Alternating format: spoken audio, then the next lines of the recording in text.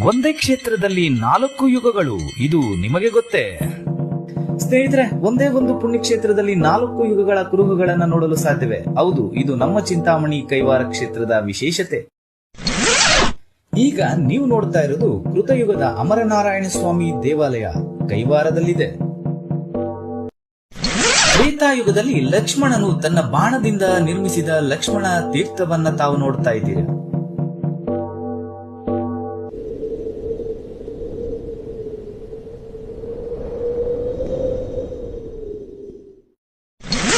ದ್ವಾಪರ ಯುಗದಲ್ಲಿ ಪಾಂಡವರು ಅಜ್ಞಾತವಾಸದಲ್ಲಿದ್ದಾಗ ಭೀಮಸೇನನು ಬಕಾಸುರನನ್ನ ಸಂಹರಿಸಿ ಪ್ರತಿಷ್ಠಾಪಿಸಿದ ಭೀಮಲಿಂಗೇಶ್ವರ ದೇವಾಲಯ ಇಲ್ಲಿದೆ.